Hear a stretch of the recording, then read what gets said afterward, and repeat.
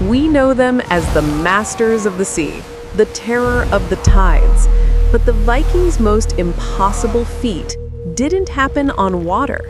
It happened on dry land.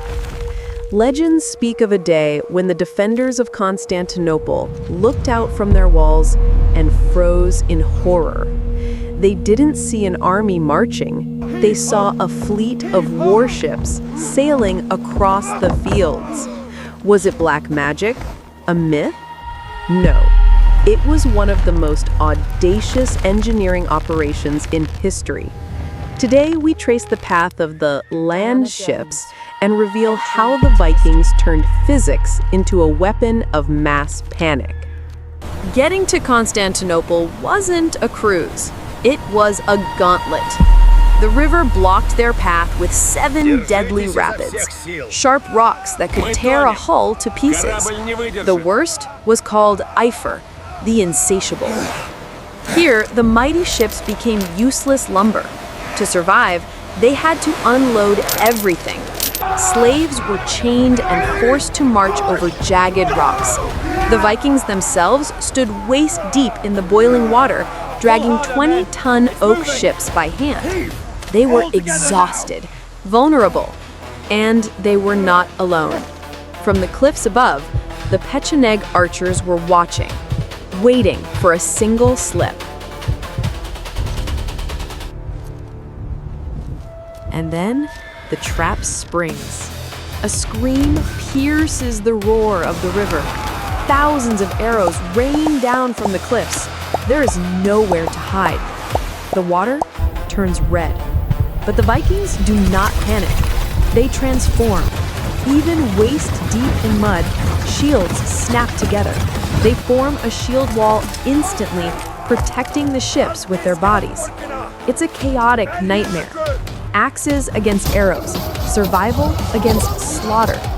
They fight mile after bloody mile, refusing to abandon their cargo, because to lose the ship is to lose everything. The siege of Constantinople gave birth to a terrifying myth. The Greeks watched from their walls as Viking ships came sailing across the dry fields. Panic spread instantly. They believed the Northmen were using witchcraft to bend nature itself. But let's look at the physics. This wasn't magic, it was pure leverage. The Vikings utilized a system called the rolling road. They felled thousands of trees to create a track of smooth logs. Crucially, they greased them with animal fat to reduce friction to almost zero. But pushing a 20-ton ship is still impossible for exhausted men. So, they improvised. They waited for the wind. By raising their sails on land, they turned the ship into a massive land yacht. The wind did the heavy lifting. The men just steered. It was a masterpiece of logistical genius that turned a geography of defeat into a weapon of terror. Against all odds, they made it. They emerged from the dust to face the gleaming walls of Miklagard, the great city. To the Greeks, they were barbarians, but to history, they were the ultimate explorers. Many stayed, becoming the elite Varangian Guard.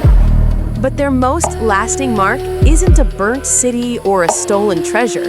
It's a scratch, hidden in the marble of the Hagia Sophia. Runes carved by a bored warrior 1,000 years ago. Halfdan was here. A simple message, but it proves that impossible journeys are made by real people.